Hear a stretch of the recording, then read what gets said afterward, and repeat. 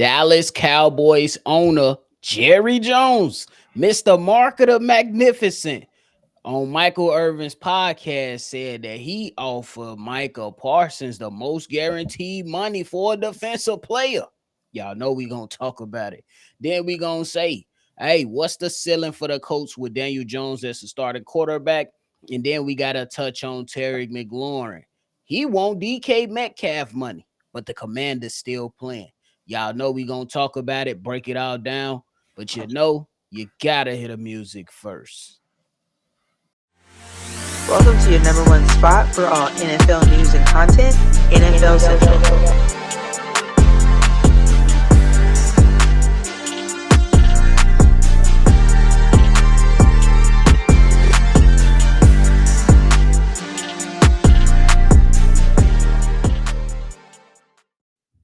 What's going on, ladies and gentlemen? Welcome back into another episode of NFL Central, your number one spot for everything NFL. I'm your host here, Bobby, joined by Steve-O. So if y'all tuned in, make sure you go ahead and hit that like button and subscribe. Steve-O, what's the word, my brother? What's good? What's good? All right, this is very, very fresh. I ain't gonna lie to you. Jerry Jones joined Michael Irvin's podcast. And Jerry Jones suited and booted in that nice, expensive suit. I know it's expensive. He went and talked about Micah Parsons' contract, said a couple things. If y'all want to go ahead and listen to the entire clip, go and do so. You can find it on Michael Irvin's podcast or on X or Twitter, however you call it. But Steve-O, paraphrasing, Jerry Jones said that he offered Micah Parsons the most guaranteed money for a defensive player in the contract in the back.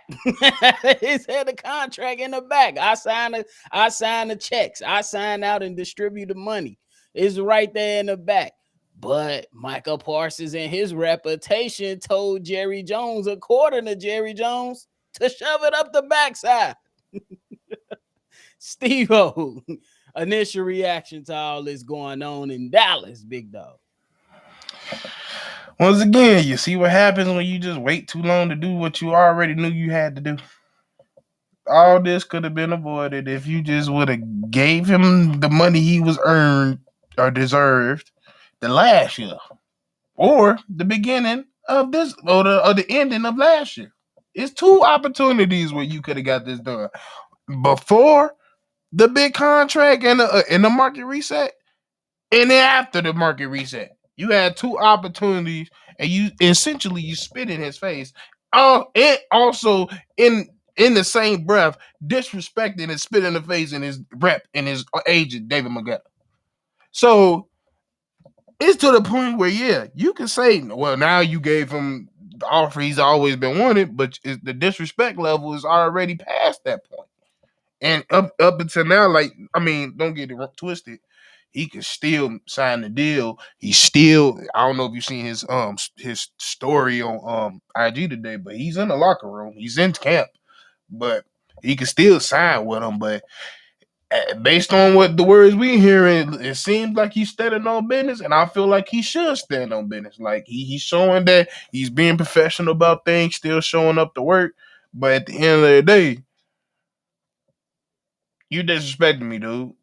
I don't give a fuck if you work for it. It's too late. And that's what it seems like. That's my first reaction. I could be wrong, but as of right now, 7:02 Thursday, it look like he want the fuck on. He's standing firm and he want the hell up out of Texas. He don't care how much you paying him at this point. It's past the point. It's past money at this point. Yeah, I agree with you. I think that right there, when you talk about these contract negotiations, not only Micah Parsons, but when you think about Trey Hendrickson, he came out and touched the mic and said it's personal. So how do you imagine that Micah Parsons feel? Jerry Jones, he did this same, whatever you want to call it, a facade, this same dance, this same act, whatever you want to place in there to leading into this. You done this before. You played in Dak Prescott's face. You played in CD Lamb's face if you're Jerry Jones, and you looked all these guys and let the media run rampant for weeks on weeks, constantly dominating the airways. because you have this belief in being a marketing genius instead of trying to be an NFL owner that wants to deliver a championship for a fan base that is desperate for some type of success other than making the playoffs and getting embarrassed. So I'm looking at this type of situation and saying that, hey, yeah, you can offer him the most guaranteed money for a defensive player. I'm not mad at that. But guess what, Jerry? You keep doing business in the weirdest of ways. You can't keep disrespecting everybody and expecting them to sign and come home and just be happy and going out and playing. That's not always going to work out for said guys. Like especially there's this day some and era. guys, like don't get me wrong, Steve O, and you probably agree with this when I say it, Steve O. There are some guys that have grown up based off morals and principles. I don't give a damn if you owe me $20. When you say you're gonna pay me on the first, I Hey, expect my $20. yep. That's it. I'm gonna pay you on Friday. I need my $20 because I wasn't a begging motherfucker or a petty motherfucker when you asked. Ask for it. You know what I'm saying? So it could be something like that for Micah Parsons. We seen the example with Myles Garrett's like, man, I want out of Cleveland. And like a couple days later, they was like, yeah, go ahead, shut up, go ahead and return home. Bad, bro. Bad. And they gave you the money. But in this case, to your point, Jerry Jones looked at Myles Garrett and was like, Michael Parsons, you still ain't getting paid. Looked at TJ Watt and said, and Michael Parsons, you still not getting paid. Looked at Daniil Hunter and said, Michael Parsons, you still not getting paid. It's been a little dry around here, so let's stir the pot as a marketing genius in Jerry Jones. So I get it, I understand it, but you can't keep can't keep doing business like this if you're Jerry Jones because people just want to focus on football, but they want to be compensated for the football that they're going to play. Mm-hmm. Especially in this day and age, like you just can't. You can't. It's not these not the same guys that's just finna come out play and glad you paying them. They know it's people out here that's gonna want their services regardless if you pay them or not, and they know for one, they making too much money nowadays as well as too. So it's just a whole different like Yeah, ball game. Like to be quite frank with you, Jerry Jones is just past his time. Like that's really what it is. Like yeah, you still thinking it's 1995 and he could still run an organization in the NFL like it's 1995, and you just can't. These players is not gonna let you just say anything you want to say, and quite frankly, the whole NFL community including the media, is not going to let you get away with it as well. So it's like you're never you're in a situation where owners, all especially in the last few years, they always be like at the end of the day, the owner's gonna win because they get the ones that's gonna pay at the end of the day. But your reputation can take a hit. Yeah, and it's not like the same no more. Like we're seeing multiple like multiple owners get the fuck on because of the shit we're finding out about them, and then they're just not their lack of due diligence. So it's to show that it should be in Jerry mind, like bro, it don't matter how much your shit worth. It don't matter how much you did in the past. At the end of the day, if you become a big enough problem, the NFL gonna get the fuck done. They gonna wash their hands with you. I think that's where we come into a problem though. Jerry Jones is probably the most influential owner in the league. Like literally. I like regardless of how us as content creators feel about him, fans feel about him, he got so much pull and draw. Too much pull. It's ridiculous. Simply because his team, regardless of what is being displayed on the field, his team brings in the most revenue. They did the evaluations on the teams, and his team continues to rank at number one when it comes to how much they're worth. And for the sake of discussion, I don't understand it. Like everybody know that I'm the home Bears fans here, and at least I could be realistic. Jerry Jones is so great at his job, he can convince his fan base at any moment in time that it's their year. Like it'd be ridiculous. But Steve-O, I said that on another episode, I said that Jerry Jones is just doing this he gonna eventually call Micah Parsons' agent and try to work it out, cough up a whole bunch of money. I think he just doing this so he can keep his name circling around and keep his name hot. And every single time you turn on morning sports, afternoon sports, evening sports, it's gonna be about the Dallas Cowboys. No matter if you're from Chicago, Philly, New York, Los Angeles, wherever, it's Mhm. gonna have a segment talking about the Dallas Cowboys and having people up in arms about what the hell you're doing down in Dallas. I think he loved this shit. And I think ultimately Michael Parsons is going to be signed simply because in that clip with Michael Irvin, he said it and it's absolute facts. He got Michael Parsons for the next 3 seasons, regardless if Michael Parsons like it or not. And this is why, even though I'm not a big fan of Aaron Rodgers, when he wanted to sit out to eliminate the franchise tag, I was all for it. Yep. Because now most of these players who have some type of power, you don't have the power that NBA players have. And Mhm. y'all put yourself in a bind, which is understandable to a degree because some guys got to get their money, but y'all still shot yourself in the foot, still holding on to certain stipulations in this CBA Mhm. that y'all got. That y'all gonna have to fix. I just don't understand it personally. I mean, I get it to some degree, but hey, I just don't think they look down the line to this shit. Yep. Especially, I don't think. I mean, I don't see how because Jerry is just as big as he always been. So like the fact that they didn't see this coming is just like you ain't paying attention or you wasn't trying to pay attention to what Facts. was happening. I agree with that. I think that's a fair point. But I think that ultimately, in a couple weeks, we're gonna see the Eagles versus the Cowboys. I don't. Hey, I'm gonna just say it right now. I don't think Michael Parsons plays that game. I think they get their ass kicked and Jerry Jones just say, "All right, let's get a deal done." That's me. What you see the outcome being? What I want versus what I think, I don't like. What I think is gonna happen at this point, I don't know.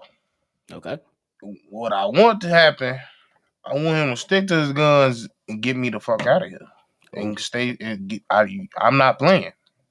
Mm. Like it, because my thing is Jerry gonna stay this way, and it's not gonna hurt him. And that's the thing. Mm. Likes this whole There act you go. because it worked. They all end up signing the contract. If he don't sign that contract, everybody gonna be like, "Ooh, it didn't work this time."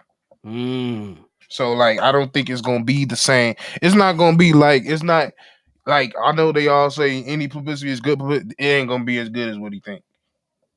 I think that's a hell of a take too, bro.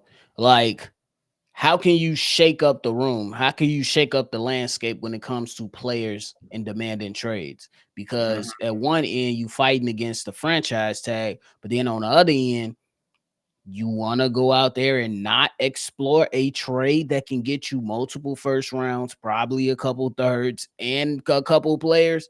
This man is only what, 25? 25, 26, yeah. 25. Micah Parsons is 25 years old, Steve-O. 4-time Pro Bowler, 3-time All Pro, like nothing under 12 sacks each season that he has been playing, even including a season with injuries last year. Yep, multiple injuries. Crazy. That's crazy to me. I don't know, bro. And like But I hey, don't know if it's gonna be like the catalyst. Like, I think it's gonna be like to be honest, I think it's gonna be a quarterback that's gonna be the catalyst. If a quarterback was to do probably. it, then it will break it open. I think if Michael was to do this and stick to his guns, it would help usher in a quarterback to do it. Yeah. But somebody got to do it first, and I never thought it was gonna be a quarterback. So Hey, Joe Burrow.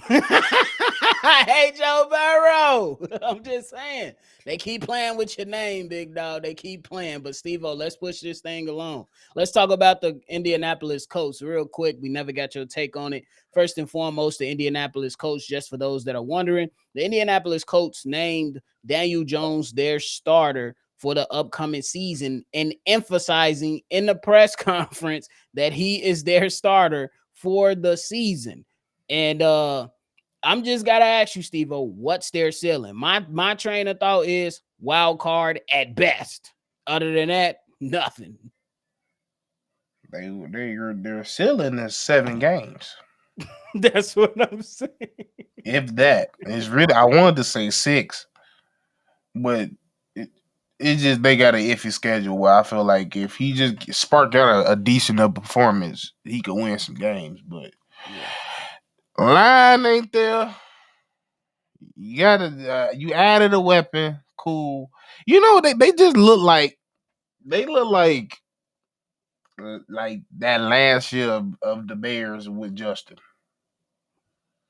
Just depleted. They got a couple guys around, I get you. some on defense, some on offense, but your coaching staff is a mystery. Your O line is a mystery. QB room is a mystery. Definitely. Um, you already got a bad name, and you already got your owner ain't real liked. I'm pretty sure half the team don't like the owners and the GMs. Oh yeah, they got new Yeah, owners now. yeah, Hersey, right. deceased now. And then the whole thing with the running backs this way, so that like it's just it's like it's just a dark cloud over the whole organization. Like they still like you didn't draft the right quarterback. It is what it is. They don't want to come out and say it.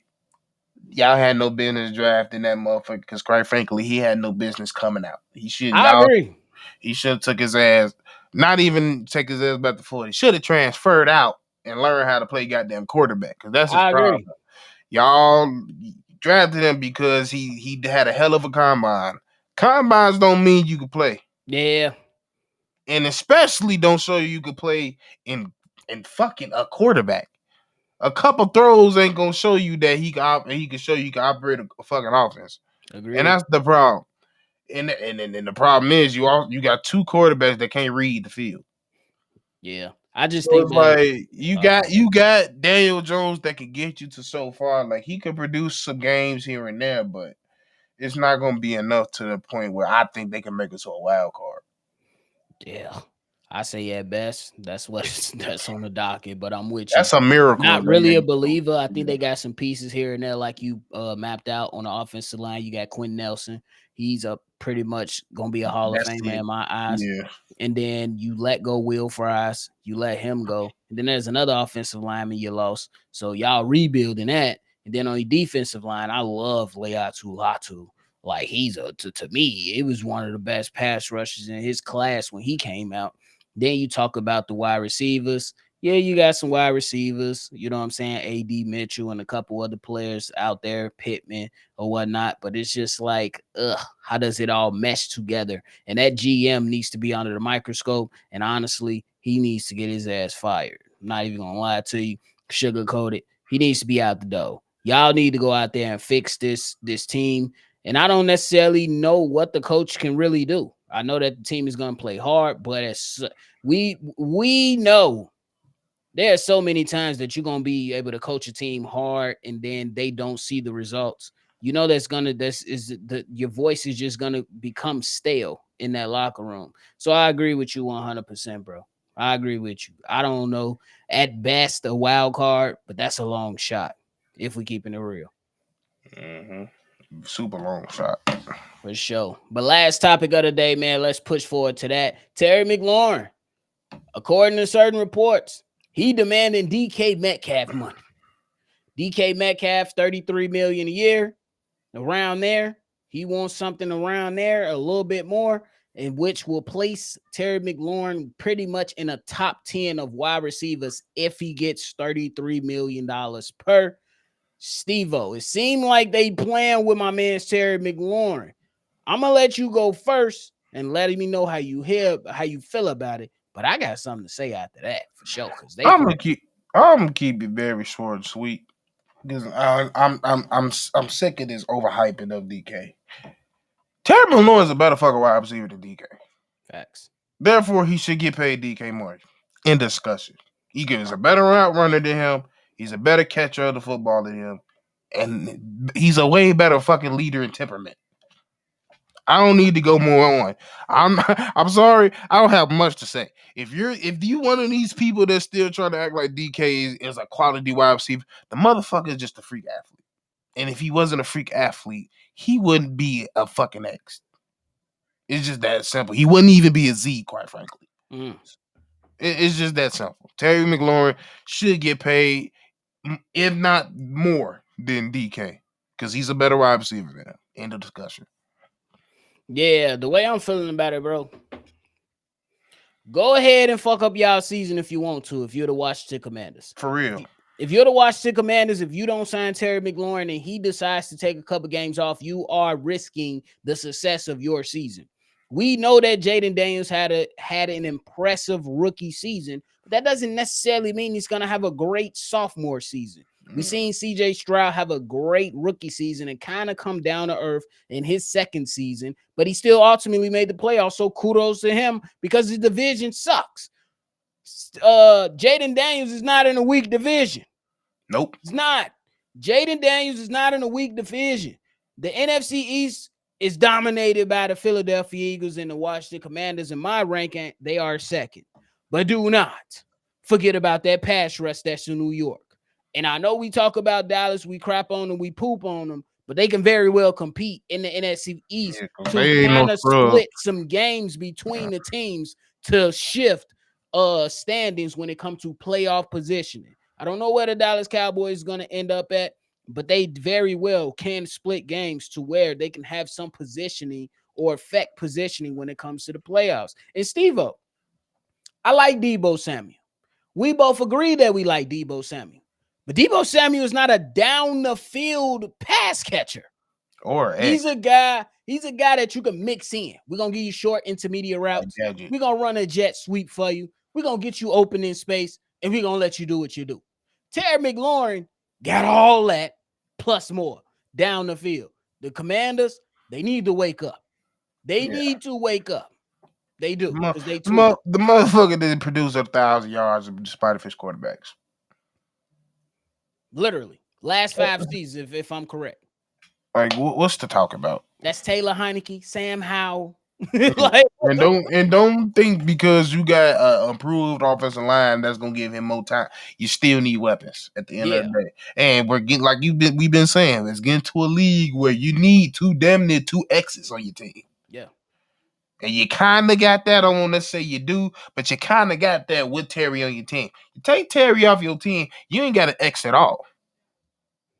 Because Deebo not an X. I don't give a fuck what you San Francisco fans for come up and say. He not. He's not. We call it how we see it. Deebo not an X. Deebo is an additional weapon to add to an offense. You're not gonna be able to push the ball down the field. Like you ain't losing sleep over Deebo. You're not. Only if he's open in space with that X next to him. Yeah. That's when you start losing a little sleep. Everybody knows George was that X. Yeah. So you think about things like that, and I'm just saying, like, bro, do y'all not want to have an opportunity to take advantage of this rookie contract that Jaden Daniels is on? Do you not want to see Jaden Daniels be in a better position to where hopefully he can return to the NFC Championship game? And the last point, don't think because y'all whooped on the Miami Dolphins ass, because they ass, that y'all suddenly going to be easily returning to the NFC Championship game. No, they suck. I literally just heard a clip, Steve-O. Literally just heard a clip. Well, when we was in practice versus Chicago Bears, this coming from the Miami Dolphins. Well, we was in practice with Chicago Bears. They was overly physical. They was really acting like we was about to prepare for a football game while we was just acting like it was 7-on-7. So in other words, they getting ready to do their actual job and y'all getting ready to play for NFL flag football. Get the fuck out of my face. They preparing for the Olympics. You know, flag football going to the Olympics. Right. The softest shit I ever heard in my life from an NFL play. I was like, what? You said that? Yeah, y'all about to be terrible this year if you're the Miami Dolphins. Because that's crazy. Yeah.